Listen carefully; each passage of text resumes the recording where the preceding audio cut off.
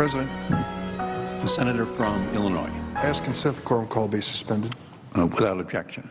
Mr. President, I never would have imagined that today the Senate would be meeting without one of our true heroes, a recipient of the Congressional Medal of Honor, Senator Danny Inouye of Hawaii. He and Senator Ted Stevens of Alaska guided the subcommittee on defense of the Senate Appropriations Committee for decades with a steady hand and a commitment to working on a bipartisan basis. I've been fortunate in working on this appropriation bill to have as my ranking member Senator Thad Cochran of Mississippi. He's carried on that legacy of bipartisanship. He's my friend. We trust one another, and that has made this job so much more complete and satisfying. We've conferenced a massive defense appropriations bill on an expedited schedule, and we encourage our colleagues to vote for it on final passage. Virtually 60% of all of the domestic discretionary spending of the United States of America is included in this one appropriations bill. Now, for nearly 2 years, the Department of Defense has been in a state of paralysis because of budget uncertainty caused by the Budget Control Act, sequestration, a threat that was never supposed to become a reality, and, sadly, the 16-day, totally unnecessary government shutdown. This bill is the first step in regaining stability and providing a solid foundation for our Department of Defense to plan for a future. It represents a return to regular order for both the Budget and Appropriations Committees and for Congress. Finally, we're going to exert our constitutional responsibilities over the power of the purse to make certain that every federal tax dollar is spent responsibly. We are really indebted, in particular to two of our colleagues. Chairman Patty Murray of Washington, chair of the Senate Budget Committee, sat down with Paul Ryan, the House Republican chair, and hammered out a budget agreement, the first in, I believe, 5 or 6 years. And then the assignment was sent to the Appropriations Committee chair, Barbara Mikulski of Maryland. And she was able to sit down with Chairman Rogers from the House of Representatives, and the two of them worked out an agreement on the actual spending that would follow this budget resolution. That was no small feat. It is also a fiscally responsible bill. It provides $572 billion for the current fiscal year in this appropriation, meeting the spending caps that were established for the budget. It meets the spending target, $25 billion below the President's request, by making 1,065 more strategic and thoughtful reductions. 1,065 reductions in spending from the President's budget request. The Chairman of the Joint Chiefs of Staff warned us and the nation several years ago, if we don't get the people right, the rest won't matter when it comes to our national defense. This agreement implements the wisdom of General Dempsey. It provides necessary resources to the 3 million men and women who proudly serve America in the Department of Defense. Passage of this bill means that nearly 800,000 civilian employees in the Department of Defense finally will get the pay raise, at least some pay raise, which they certainly deserve, rather than face the threat of furloughs, which they've faced over and over again. Unfortunately, it's the first pay raise since fiscal year 2010, but it will make it just a little bit easier for middle-class families who work for our government in defense of our nation to make ends meet. The agreement also contains a pay raise for our military, and we all heartily support that. It funds operations and readiness at $11 billion higher than it would be under a full-year continuing resolution, and it means that our soldiers, sailors, airmen, and Marines can get the training they need before deploying into harm's way. Training and readiness means survivability. It provides a $1 billion increase to the National Guard and Reserve Equipment account, includes $218 million for TRICARE to ensure service members and their families won't pay higher out-of-pocket costs for medical care, $25 million to fully implement the implementation of Senator Murray's special victims councils so that victims of sexual assault in the military through this appropriation will have the advocates, have the counselors, and have the champions they need. We've increased an already robust budget for suicide prevention by $20 million to encourage the Department to expand community-based initiatives, offering greater support as well to the Guard and Reserve. We made sure that the medical care our service members receive will still be the most advanced in the world. It adds $200 million for peer-reviewed medical research programs, and no apologies. Some members may come to the floor and criticize the Department of Defense engaged in medical research. I can stand and defend every single line item. And I'll tell you, it will not only benefit our military and their families, it will benefit America and the world for this medical research to take place.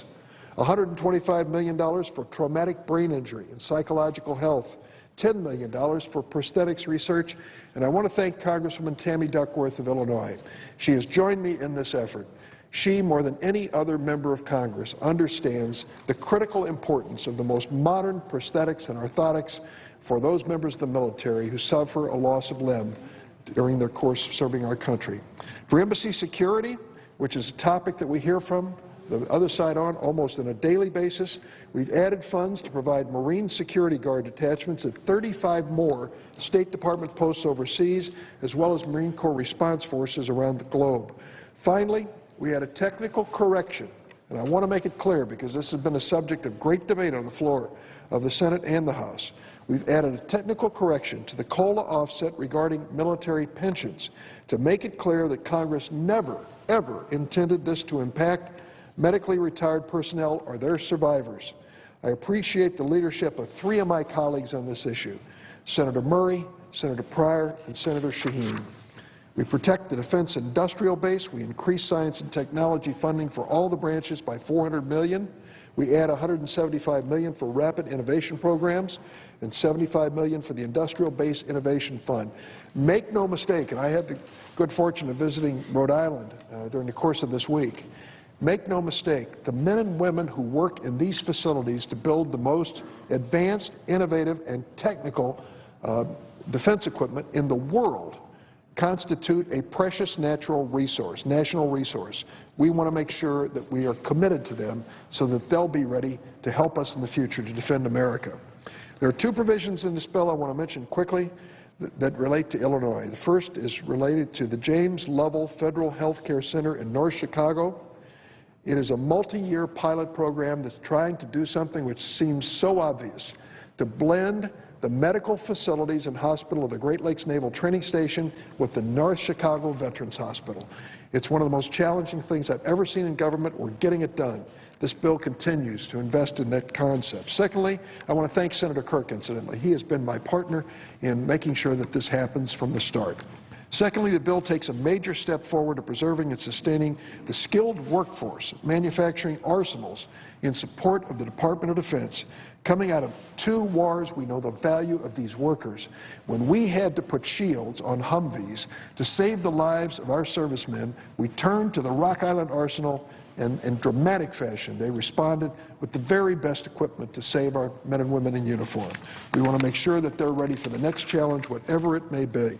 So we've included $150 million in industrial mobilization capacity to stabilize their rates, to make sure that they'll continue to serve our military so well.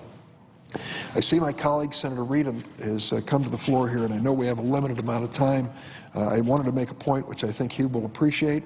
When it comes to major defense programs, this bill contains $1.2 billion to fully fund 2 Virginia-class submarines under a multi-year contract. I visited with the engineers, welders, electricians, and machinists who've been worried about their jobs due to the sequestration, and further sequestration would have meant a major disruption. So I'm going to ask consent that the remainder of my statement be placed in the record. I hope all those who support a strong military and a strong national defense will support this good bill. Mr. President. The Senator from Rhode Island. Mr. President, first let me thank the Senator from Illinois for his great leadership on the Appropriations Defense Subcommittee and for joining me in Rhode Island to see those great workers at Electric Boat and many other defense industries in Rhode Island. I, too, want to commend Chairwoman Barbara Mikulski and Chairwoman Patty Murray. We would not be here today without their extraordinary efforts, Herculean efforts by 2 extraordinary individuals. And I also want to thank my colleague from the great state of Alaska, Lisa Murkowski, for her work. She's an extraordinary colleague, collaborator, and we worked together to make this Interior Subcommittee bill a very good one. Chairman Ken Calvert of the House, Ranking Member Jim Moran, both superb participants, collaborators on this effort. Jim is retiring. I want to thank him for his distinguished service to Virginia and to the nation. I am very pleased, in particular in this Interior Subcommittee bill, that we could make a strong investment in clean water and drinking water through the revolving funds, or as known, the SRF funds. This is not only about the environment and public health, it's about jobs. In fact, adopting our provisions, in contrast to the House lower numbers, will keep approximately 97,000 more Americans on the job this year. And that, I think, is significant. It's not just about the environment, it's also about keeping people at work. We've also ensured that we can staff all our agencies, including the EPA, so they don't have to face furlough, so that they can have continuity of operations, so that they can do their job more efficiently and more effectively. For the Department of the Interior, the bill provides solid funding for resource agencies, including the National Park Service, the Fish and Wildlife Service, the Bureau of Land Management, the Bureau of Indian Affairs, as well as the U.S. Geographical Survey. And the bill also includes $306 million for the land and water conservation funding. Now, with respect to our cultural agencies, we've also been able to restore sequester cuts to the National Endowment of the Arts and Humanities. We've increased funding of the Smithsonian, which will help them complete the National Museum of African American History and Culture for its opening in 2015. One aspect of the Interior bill, it's the firefighting course. These are courses that cannot be avoided, and they continue to increase, but we have fully funded these courses, and we have done that by increasing resources significantly. But we have to be aware, if these courses continue to grow, it'll be something that is very difficult to sustain. So we have to apply our efforts going forward to see if we can, through suppression efforts, through other efforts, begin to control the cost of firefighting. But this is something, particularly for our Western colleagues, that is absolutely essential. We responded to this need completely and thoroughly. I want to also commend my colleagues on the Appropriations Committee for other aspects of the bill. Senator Harkin, Feinstein, Murray, and Durbin, their subcommittees produced great results. The Low-Income Heating Assistance Program, LIHEAP, Senator Harkin. The Weatherization Program has been adequately funded. Funding for Jobs Corps, Tiger Grant funding, and Chairman Mikulski particularly effectively added $75 million for fishery disasters, which the presiding officer from Massachusetts and myself are very keenly aware of and very appreciative of. Funding for the Securities Exchange Commission, funding for the Commodities Futures Trading Commission. This is going to make sure that the Dodd-Frank legislation that we passed is actually implemented and that the markets are operating efficiently. This is critical to our economic viability and our economic progress. And as Senator Durbin mentioned, I am extremely pleased that 2 Virginia-class submarines were included in this appropriations bill. They are built in Groton. They all begin in Quonset Point, Rhode Island, but they're built in Groton, finally, and also in Norfolk. This is a program vital to our national security, vital to our employment. About 2,800 people in Rhode Island will benefit from these important programs. I think we have to do more to invest in our people, invest in our economy, infrastructure, et cetera, but this bill goes a very long way. Now, let me also pay tribute to people who really deserve, as they say, a shout-out. And that's the staff members that did this work. Rachel Taylor, Ryan Hunt, Virginia James, Rita Culp, and Tiffany Taylor. On my side, Senator Murkowski's extraordinary staff, Leif Fonnesbeck, Brent Wiles, and Emmy Lasofsik of her staff did extraordinary work. And before I leave the floor, let me conclude one point. We are, I think, we'll come together this evening on a strong bipartisan basis to pass this appropriations bill. But we still have remaining work to do on the unemployment insurance bill. And I hope in the intervening days we can find a path through to pass an unemployment insurance bill on a bipartisan basis, because if we don't, there are 1.5 million Americans without benefits, 70,000 more a week lose their benefits, and our economy is losing out because it's approximately $600 million a week that's being sapped from the economy, as estimated by Professor Lawrence Katz at Harvard, if we don't act. Now is the time not only to put these appropriations to work, but also to put our UI program to work, so that not only can we help Americans but we can also help our economy. I want to thank in this regard, with respect to the UI efforts, Senator Heller, Senator Collins, extraordinarily thoughtful members who are committed, as I am, to helping their constituents and doing it in a wise and prudent way. And with that, Mr. Chairman, let me just recognize the chairwoman who has come to the floor and say personally, thank you, Madam Chairwoman, for an extraordinary bit of work. Not surprisingly, coming from a giant like yourself. Thank you. And with that, Mr. Chairman, I would yield the floor.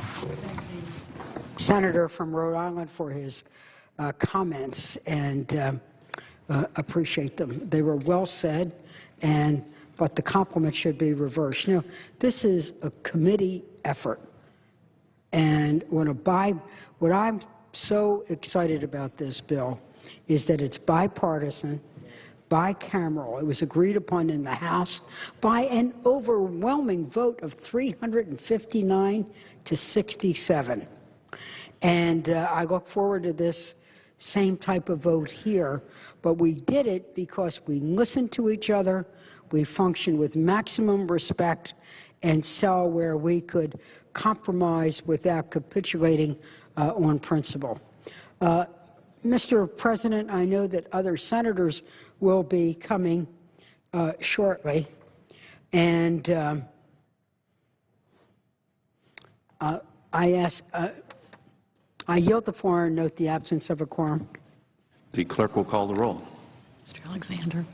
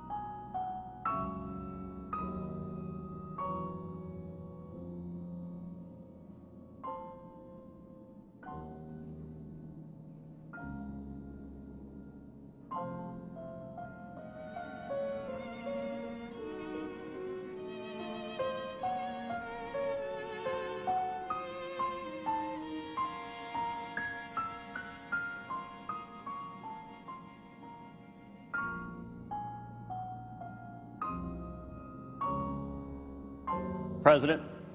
The senator from Texas. Mr. President, I ask unanimous consent that the quorum call be dispensed with. Without objection. Mr. President, I rise today to speak of pragmatism and irresponsibility. 4 years ago, when this body was debating the law known as Obamacare, reasonable minds perhaps could have differed as to whether that law might work. The essence of pragmatism is looking to the facts as they are today and responding. Today, reasonable minds can no longer differ in terms of whether Obamacare is working. Today, it is abundantly clear that millions of Americans are being harmed right now by this failed law. Today, it is the essence of pragmatism to acknowledge the facts of the failure of Obamacare and for Congress to step up and act to stop the harms that have been caused by this body. Irresponsibility, on the other hand, is seeing undeniable harms, undeniable facts, and saying, nonetheless, we will do nothing. So, Mr. President, what are the facts from the American people? The facts that we now know today is that already at least 4.7 million Americans have received cancellation notices, have had their health care plans canceled because of Obamacare. And, Mr. President, this was, of course, after President Obama repeatedly looked in the TV cameras to the American people and made the promise, if you like your health care plan, you can keep it, period. We now know that promise was false, and for over 4.7 million people, painfully false in their lives. Pragmatism is responding to the facts and doing something about it. Unfortunately, what has the Senate Majority Leader and Senate Democrats done to protect Americans from Obamacare? Nothing. These facts are known, and Congress, Senate Democrats have done nothing. 4.7 million Americans lost their health insurance because of this body. The omnibus bill that this body is galloping to approve does nothing for the poor 4.7 million Americans who've had their health insurance canceled.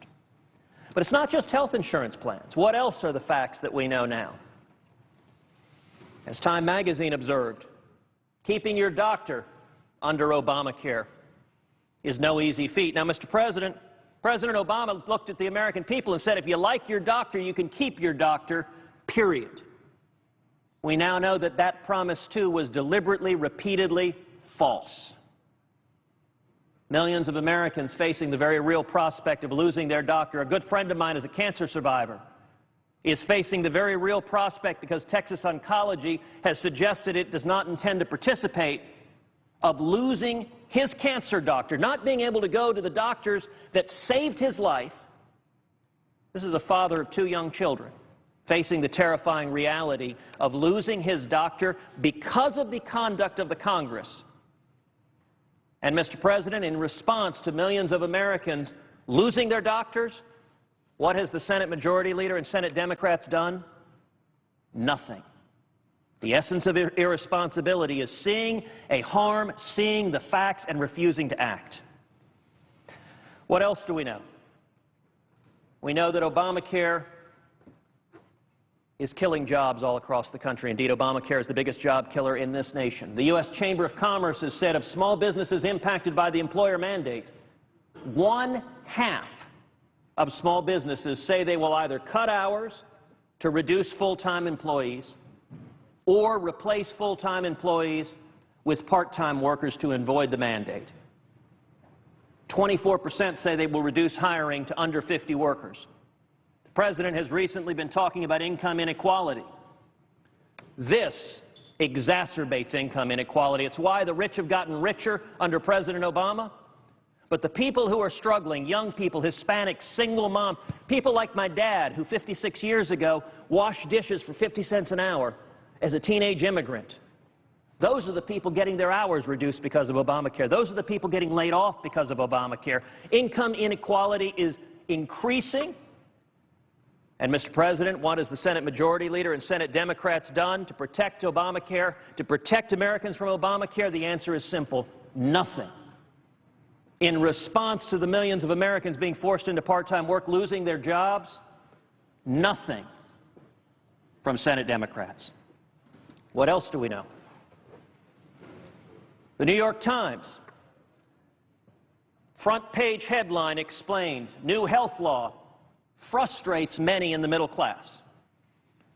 Now, Mr. President, I recognize that not everyone is inclined to listen to a Republican from Texas. So let me instead quote that famed right-wing rag, the New York Times, discussing Obamacare. New York Times talks about Ginger Chapman and her husband Doug are sitting on the health care cliff. The cheapest insurance plan they can find in the new federal marketplace in New Hampshire will cost their family of 4 about $1,000 a month, 12% of their annual income. As Mr. Chapman, a retired fireman who works on a friend's farm, and her 2 sons, Mrs. Chapman said, quote, "That's an insane amount of money. How are you supposed to pay that?" Now, Madam President, in response to the middle class frustrated and getting hit with skyrocketing premiums, what has the Senate Majority Leader and Senate Democrats done? The answer is the same: nothing. But going beyond that, it's not just the middle class who's getting hurt by this. If you were to look at one demographic group that is getting hammered perhaps the worst by Obamacare, it is young people. Obamacare is a law designed to be a massive wealth transfer from young people to older, wealthier Americans. 40% of young Americans today believe that Obamacare will bring worse care. 51% believe it will bring higher costs, and 57% of young people disapprove of Obamacare. And, Madam President, what is the source of this? Another famed right-wing institution, Harvard, the Harvard Institute of Politics poll. Young people in particular are getting hammered by Obamacare. And, Madam President, what has the Senate Majority Leader and Senate Democrats done to listen to the young people who are losing their jobs, who are forced into part-time work, who are facing skyrocketing premium? Well, the answer is simple, Madam President: nothing. Looking beyond that, Forbes reported that Obamacare is to increase individual market premiums by an average of 41%. 41%, that's real money from hardworking people who are being hurt because of the failures of this body. And what have Senate Democrats done in response? Nothing. Looking beyond that, in my home state of Texas, the average premium increase for Texans will be 26% in the individual market. But let's take a 27-year-old Texas man The average premium increase will be 70%. For a 27-year-old Texas woman, 22%. These are young people who are struggling, who are starting to build a family, and their premiums are going up because of Obamacare. Now, Madam President, what has the Senate Majority Leader and Senate Democrats done to listen to young people who are being hurt? The answer is simple: nothing. Let's look beyond that, though. Let's look beyond Texas, and let's talk about, state by state, some of the very real harms. Let's take a state picked at random, the state of Nevada. If you look at the state of Nevada, 24,600 policies have been canceled in Nevada. In the individual market, a 179% premium increase. Now, one might hope that these 24,600 people who had their health insurance canceled would have senators representing them. One might hope that these people paying 179% premium increases would have senators representing them standing up and saying, let's act right now. But, Madam President, what has the Senate Majority Leader and Senate Democrats done to respond to the people of Nevada? The answer is absolutely nothing. Let's look at some other states. The state of California. California, that bright blue state on our west coast. 1.1 million policies have been canceled. 27% increase on average premiums. What have Senate Democrats done to respond to Californians suffering because of Obamacare? The answer is simple: nothing. Let's take another state, Arkansas. Arkansas people are hurting because of Obamacare. The state's not tracking cancellations. But in the individual market in Arkansas, a 138% increase in premiums. Now, for the millionaires, many of whom populate this chamber, 138% may not be that much. But if you're struggling in Arkansas, you need help, you need relief. And what have Senate Democrats done for the people hurting in Arkansas because of Obamacare? The answer is nothing. Let's look at another state. Louisiana. 92,790 policies canceled because of Obamacare, a 53% increase in average premiums because of Obamacare in the individual market. Now, I will note, one senator from Louisiana has fought hard for those 92,790 people in Louisiana who have had their health insurance canceled. And another senator in this chamber has fought hard to ensure that the response is not to relieve them from Obamacare. What have Senate Democrats done in response to the people in Louisiana who are hurting? The answer is simple, and it's tragic: nothing. Let's look at another state.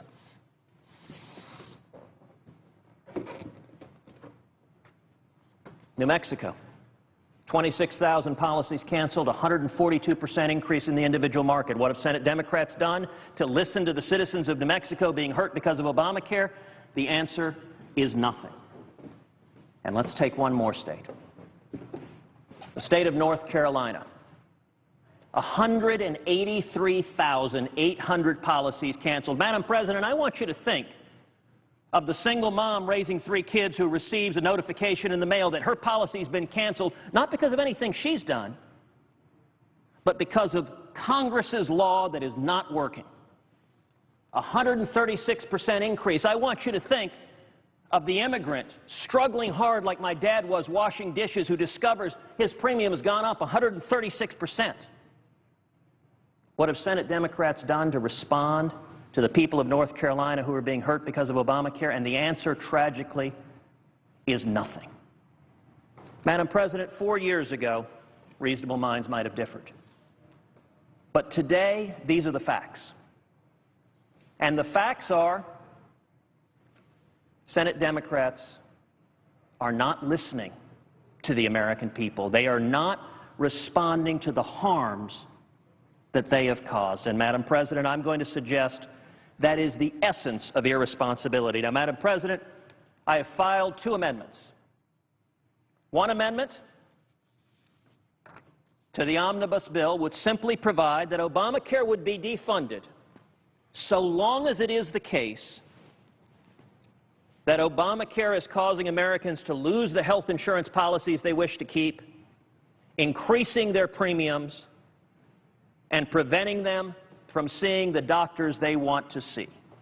All of those, by the way, were promises President Obama and Senate Democrats made to the American people that Obamacare wouldn't do, and it's exactly what they're doing. This amendment, if Senate Democrats disagree that they have done nothing, this amendment presents the opportunity for Senate Democrats to do something. Right now, they can step in and say, it is the essence of pragmatism to recognize this isn't working, people are hurting, let's start over. So accordingly, I'm going to ask the first of two unanimous consent requests. Madam President, I ask unanimous consent that my amendment number 2685 to prohibit funding of the Patient Protection and Affordable Care Act so long as the act is harming the health care of Americans be called up and agreed to. Is there objection? I object. Objection is heard. Madam President, I want to turn to a second amendment I've introduced. And this second amendment that I've introduced provides real relief to the millions of Americans who are being hurt because of Obamacare, but it also does something, it corrects something that this body did that was wrong just recently, which is just recently this body acted to decrease the pensions of millions of veterans, millions of men and women who have served our nation, who have fought for our nation, who have bled for our nation, and this body decreased their pensions irresponsibly. So this second amendment that I would introduce defunds Obamacare because millions of Americans are hurting, and it uses the savings from defunding Obamacare to restore the pensions to the hardworking men and women of the military, which never should have been taken away in the first place. This is an opportunity for all 100 senators to demonstrate that we stand together with the working men and women in the military and with all Americans who are struggling to make ends meet, struggling to achieve a better life.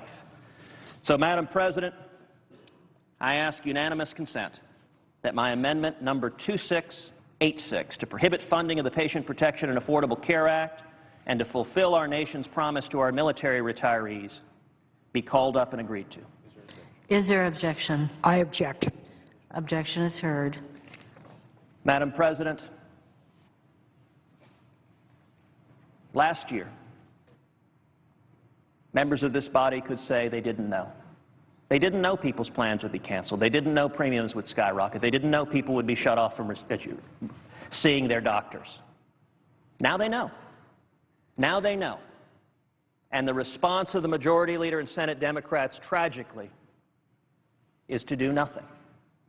This body faces a choice between pragmatism and irresponsibility. And if once this body makes its choice, ultimately in November, the American people will have a choice as well. And at the end of the day,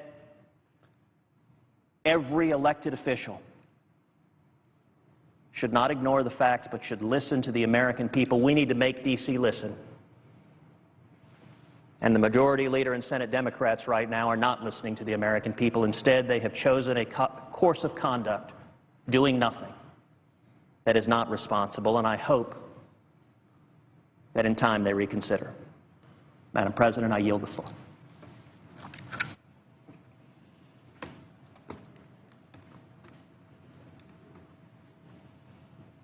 At 5:15, can I get started? Madam President, I note the absence of a quorum. Clerk will call the roll. Mr. Alexander.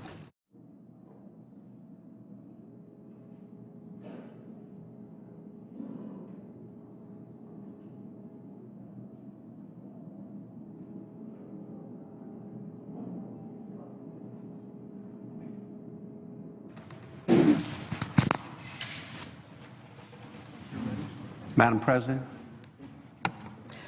Senator from Alabama. Is there a quorum call? Yes, Ask unanimous consent that the quorum call be dispensed with. without objection. Madam President, we've had a spirited debate today for very important reasons. And I will conclude my remarks on this bill by just observing that with very few exceptions, we've heard nothing but positive comments from our colleagues today here in the Senate. We've also heard what an important step this will be to reestablish in regular order in the United States Senate appropriation process. In the appropriations world, regular order means receiving the President's budget, holding hearings, marking up bills, and bringing them to the floor of the Senate with an open amendment process which both sides of the aisle need and want. The passage of this omnibus bill will be a giant step, I believe, in that direction, which is in the best interest in the long run of each individual senator as well as this entire institution. I would be remiss if I didn't once again recognize the chair of the Appropriations Committee, Senator Barbara Mikulski, my colleague, and the leadership that she demonstrated in creating an environment in which a compromise could be reached here today. Anyone who has attempted to bring a single bill to the floor of the Senate understands what a difficult undertaking that can be. This particular legislation contains 12, yes, 12 separate appropriation bills. I would like to also recognize the efforts of the respected and ranking members of each subcommittee here. The Christmas holiday, as we all know, is usually an opportunity to refocus their attention on their families and their home states. This past year, however, we asked them to once again to go the extra mile, to skip their holidays, to make this bill a reality. And because of that and their work, they've done that without hesitation. Madam President, as already been mentioned by a number of my colleagues, no bill ever reaches the floor of the Senate without the effort of many different staff members. In this instance, it took the effort of literally dozens of staff on both sides of the aisle to bring this together. I would like to personally thank them all for their incredible dedication and professionalism and literally unceasing effort over the past several weeks. With that, I urge my colleagues to once again support this important piece of legislation, to fund the government, and move this body one step closer to being the place we would all like it to be. I yield the floor. Madam President, Senator from Maryland. we're coming to the end of a long day and a really long journey. This journey began last year when this committee was dealing with a crisis situation. And in December of 2012, our beloved and esteemed chairman, Senator Inouye, passed away. And simultaneously, we were dealing with the emergency legislation to fund Hurricane Sandy. At that time, I was asked by my colleagues in the House, based on our seniority system, to become the chair of this committee. It was my goal in taking over the committee that I wanted to continue a great tradition of Senator Byrd, of Senator Ted Stevens, of Senator Danny Inouye, of Senator Thad Cochran, that we would work on a bipartisan basis in the interest of the United States of America. Though we come from different places, different states, and have even different priorities, we are one country. And it requires us to make sure we do our job. An Appropriations Committee is one of two committees that are constitutionally referenced. When our founders wrote the Constitution, they said that there should be a committee that has an annual Appropriations Committee for public review and public vote, and there should be a Finance Committee to raise the revenue. They didn't call it the Finance Committee, but a Revenue Committee to raise the money to pay the bills. This bill meets its constitutional responsibility. This is the bill that funds the federal government for fiscal year 14. We're a little late, but we have gotten the job done.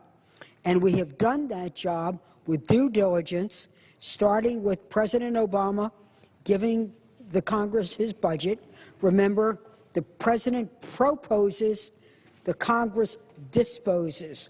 We took the President's budget and we have a request and we held our due diligence hearings. However, we faced a real problem. The Budget Committee, which sets the overall cap on discretionary spending, had not passed. Many said you must have a budget. And thanks to the leadership of Senator Murray, through, again, hard work, we voted on a marathon budget bill that overwhelmingly passed in March. I was so optimistic. I thought, great, the Budget Committee's done. They've got an April 15 deadline. They're going to go right over to the House and begin negotiations, and we'll get our allocation with our cap. Remember, we have a cap on discretionary spending. We can't be wild spenders. However, it was not meant to be. There are those in the Congress that did not, or in the Senate, that did not want the Budget Committee to meet. 122 times Senator Murray asked to go to conference. So we were delayed. We missed our October 1st deadline. We couldn't bring up individual bills. But we did have all of our bills marked up in full committee and full view, full committee, full view by August 1st. That's what we operated on. And then in the fall, when we did get our budget, we did get our discretionary spending and a very stringent deadline, on December 20th, we began to move to work with the House to come up with an agreement. Well, we did. We worked across the aisle, and I thank the senator from Alabama, my vice chairman, for helping me create the environment. Our mutual respect for each other enabled us to be able to move in a mutual way to move our bill forward.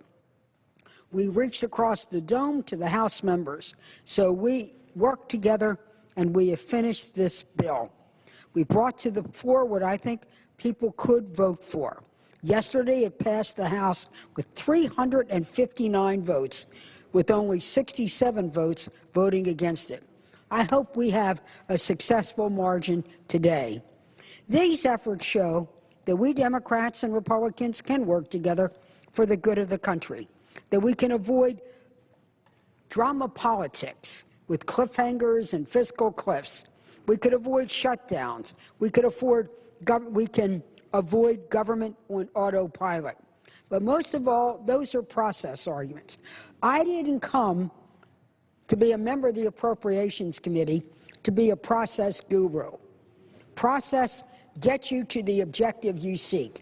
And the objective that I seek is to make sure that the United States of America is the best country in the world, that we lead the world in demonstrating American exceptionalism, that the greatest deliberative body continues to deliberate rather than delay, that the greatest country in the world through American exceptionalism knows how to resolve conflict, which we were able to do. We compromised without any side capitulating on principles. Give and take on money, give and take on policy. But that's what America is, give and take. We were able to do that. And at the same time, when I say the greatest country in the world, we made sure we ensured national security. We met compelling human need.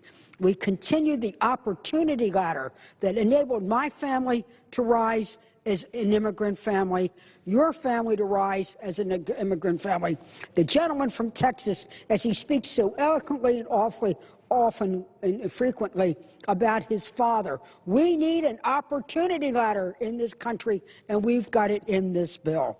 And we also wanted to make sure that we have jobs today and are looking for those investments in research and development for jobs tomorrow. But we will never forget our veterans. We have money in here for adequate funding for veterans' health care, fixing the disability backlog, and I know earlier in this debate the COLA for disabled military retirees and survivors was raised of working age. We have fixed that, waiting for a comprehensive solution later on in the year. I think we have a bill that meets the test of working to ensure Americans' exceptionalism, protecting our national security, continuing that great opportunity ladder that made the United States of America great. And at the same time, we made those public investments. We were a frugal committee that kept an eye on public debt. So I urge my colleagues to pass this bill. Now, there have been many accolades today, and I thank them. But this is a committee. This bill is not about a me. Behind a me, there's a whole lot of we. Working on a bipartisan basis, I would like to thank my vice chairman, the gentleman from Alabama, Senator Shelby, for being a gentleman of the old school, meaning courteous, civil. He was insistent. He was persistent on those priorities that he represented, and also on keeping that frugal eye that he's known for. But we were able to work together and, again, to create a climate in our committee where there was confidence that everybody could be at the table and everybody could have their say. I would like to thank his staff for their professionalism. Bill Dunkey, Dana Haid, Chris Ford, Jane Lee, and Shelby Baganey. Now, my own staff were no slouch either, and I'd like to thank Jack Kiefer, Gabrielle Batkin, Melissa Zimmerman, Bridget Houghton, Vince Morris, and Katie Madeline, and who helped. But also, all of us had fantastic subcommittee staff. And that staff backed those subcommittee chairmen. They worked every single day since December 20th, with the exception of Christmas Eve and Christmas Day. But now we are at the end of this journey. As we conclude and vote on the omnibus, the consolidated appropriations, I hope the overwhelming majority of the Senate votes yes. And then later on this month, we'll hear President Obama's State of the Union. He'll give us his budget, and we're going to start all over again with this same atmosphere of respect, openness, and due diligence. So, Madam President, I know there's just minutes left before the vote. If there's any objection, with no objection, I would like to yield back the time and move the Senate to a vote. Without objection. The clerk will report the motion to invoke cloture.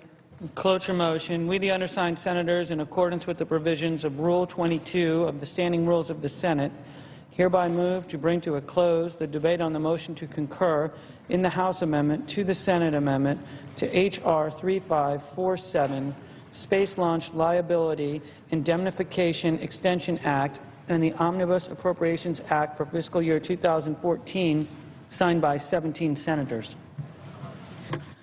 By unanimous consent, the mandatory quorum call has been waived. The question is it the sense of the Senate that debate on the motion to concur in the House amendment to the Senate amendment to H.R. 3547 shall be brought to a close? The yeas and nays are mandatory under the rule. The clerk will call the roll. Mr. Alexander. Aye.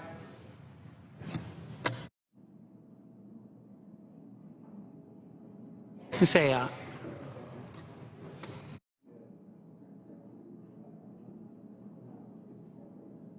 Ms. Baldwin.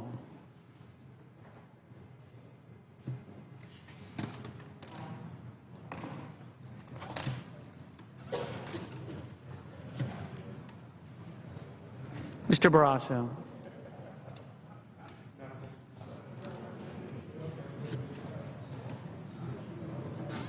Mr. Baucus.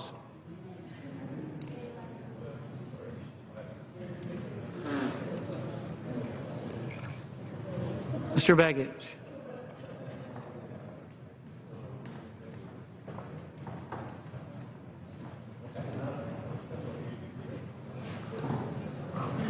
Mr. Bennett.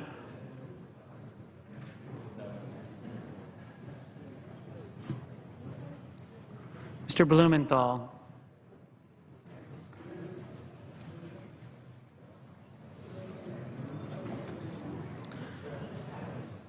Mr. Blunt.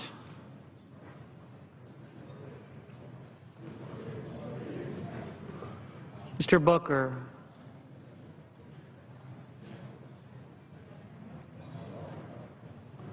Mr. Bozeman.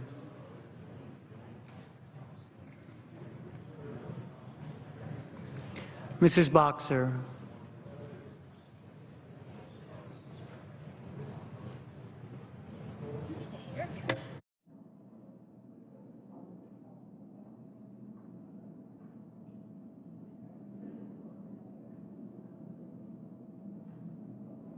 Mr. Brown.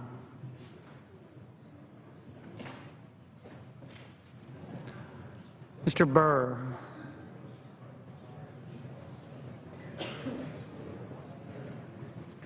Ms. Cantwell.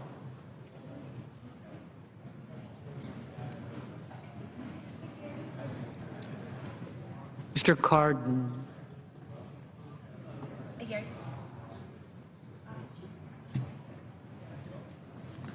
Mr. Carper.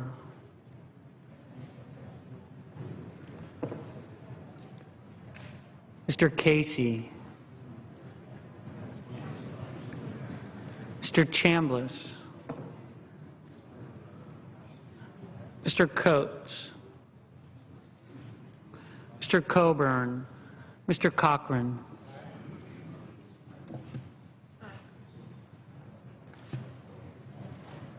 Ms. Collins.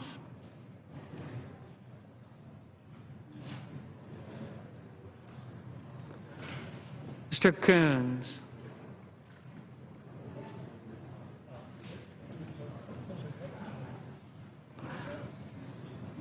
Mr. Corker.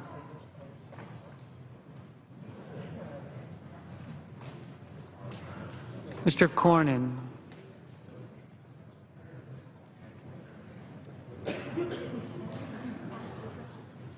Mr. Crapo.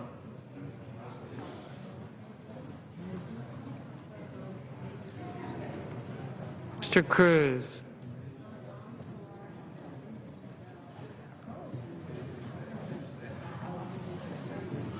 Mr. Donnelly.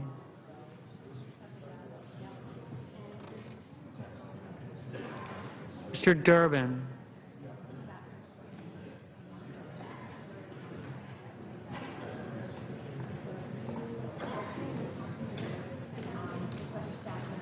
Mr. Enzi.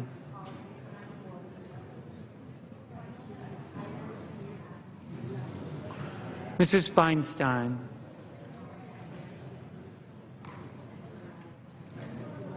Mrs. Fisher.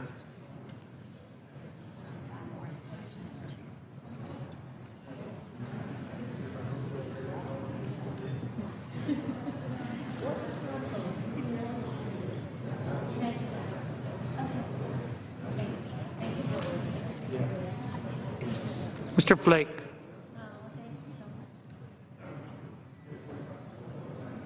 Mr. Franken.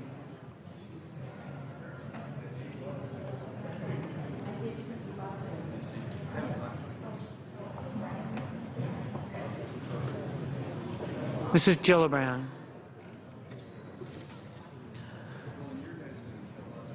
Mr. Graham.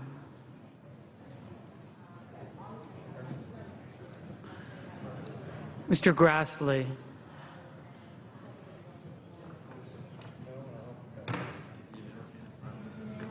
Mrs. Hagan.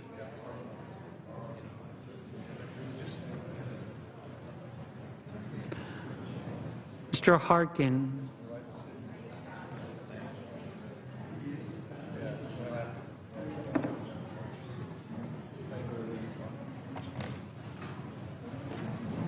Mr. Hatch.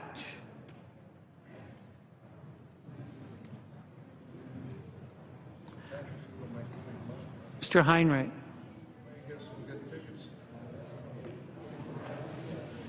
Ms. Heitkamp.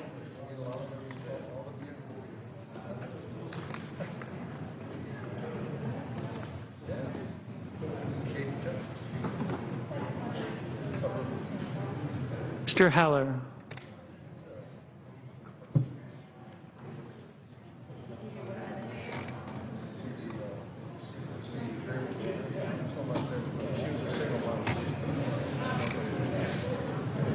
Ms. Hirono.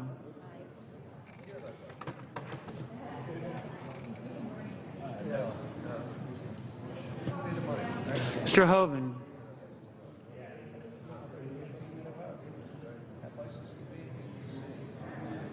Mr. Inhofe. Mr. Isaacson.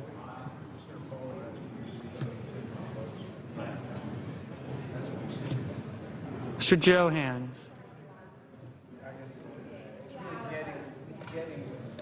Mr. Johnson of Wisconsin.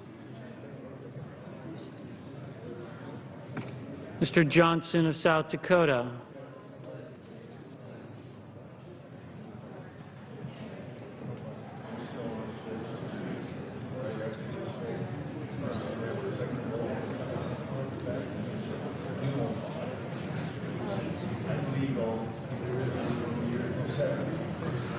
Mr. Kane.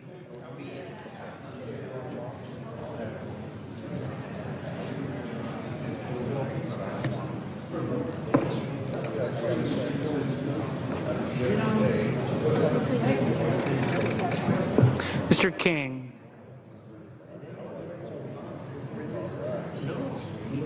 Mr. Kirk.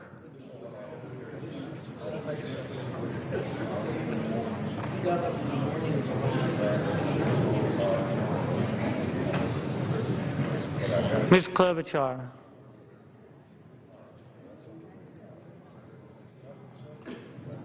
Ms. Landrieu.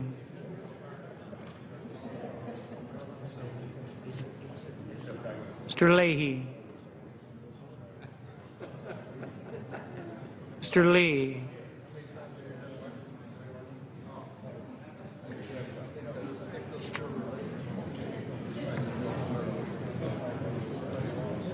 Mr. Levin.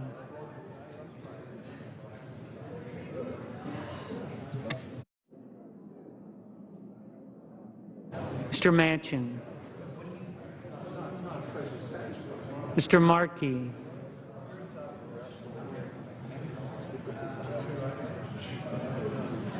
Mr. McCain.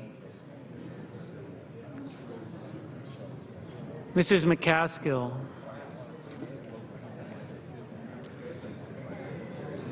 Mr. McConnell.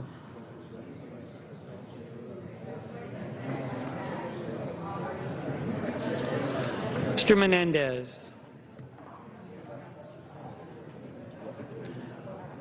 Mr. Merkley.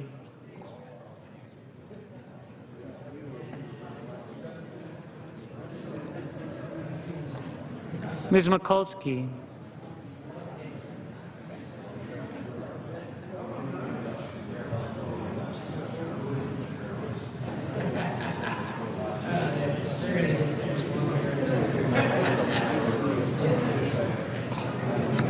Mr. Moran.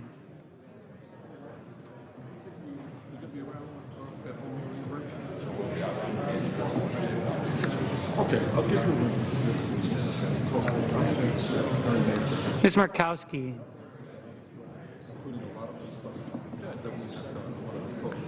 Mr. Murphy.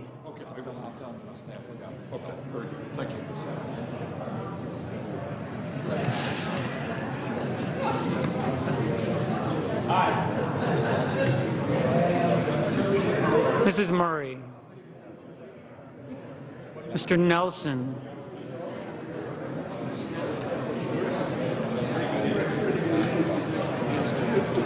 Mr. Paul. Mr. Portman.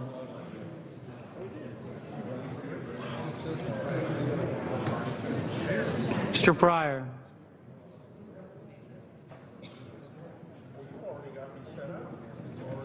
Mr. Reed of Rhode Island. Mr. Reed of Nevada.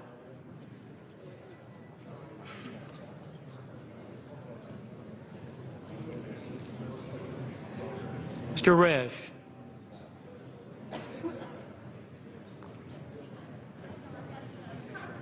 Mr. Roberts.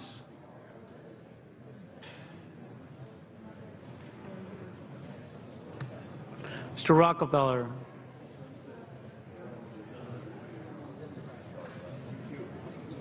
Mr. Rubio.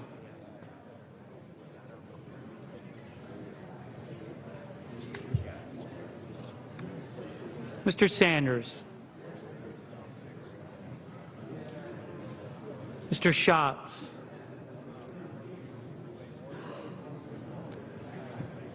Mr. Schumer.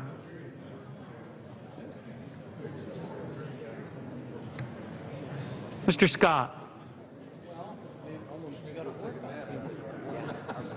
Mr. Sessions.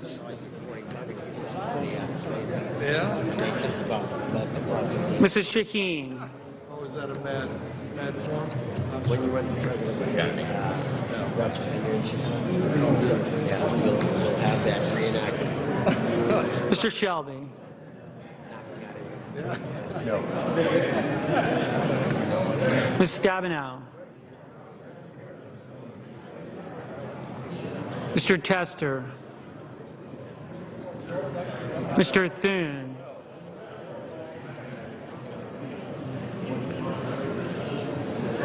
Mr. Toomey.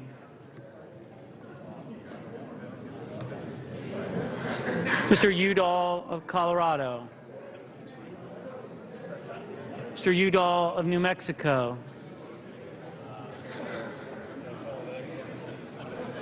Mr. Vitter. Mr. Warner. Ms. Warren.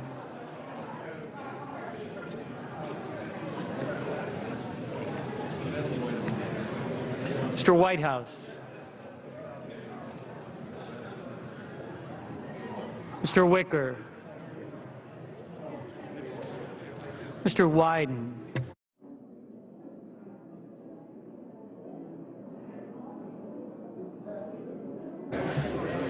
Senators voting in the affirmative: Alexander, Brown, Burr, Cantwell, Cochran, Donnelly, Franken, Gillibrand, Harkin, Heinrich, Hirono, Isaacson, Kane, King, Kirk, Levin, Manchin, Merkley, Mikulski, Murray, Pryor, Reed of Rhode Island, Rockefeller, Sanders, Schatz, Shelby, Tester, Udall of Colorado, Vitter, Warner, Wyden. Senators voting in the negative: Cornyn, Crapo, Cruz, Flake, Heller, Johans, Johnson of Wisconsin, Lee, Paul, Risch. Mr. Markey, aye. Mr. Blunt, aye. Mr. Menendez, aye. Mr. Wicker, aye. Mr. Cardin, aye. Ms. Baldwin, aye. Mr. Inhofe, no. Mr. Durbin, aye. Ms. Landrieu, aye. Mr. Nelson, aye. Mr. Udall of New Mexico, aye. Mr. Booker, aye. Ms. Collins, aye. Mr. Leahy, aye. Mr. Schumer, aye.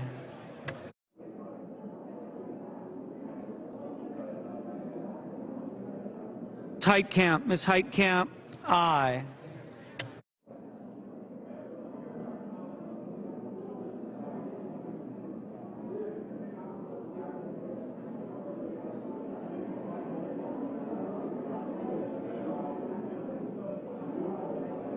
Mr.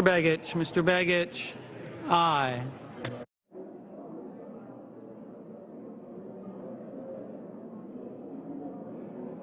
Ms. Hagan, aye.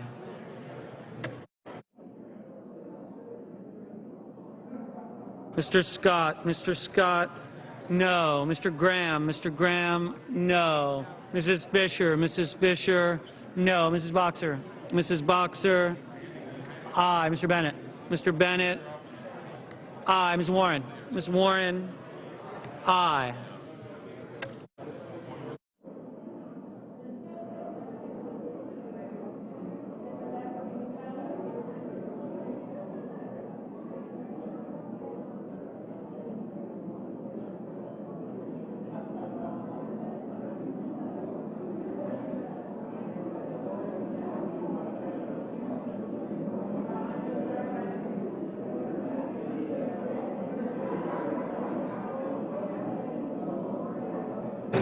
Mr.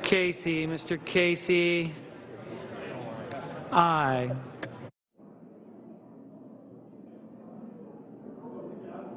Mr. Thune, no.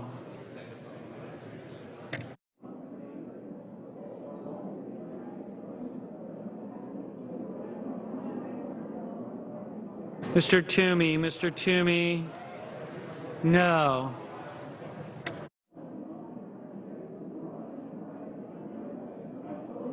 Ms. Klobuchar, aye.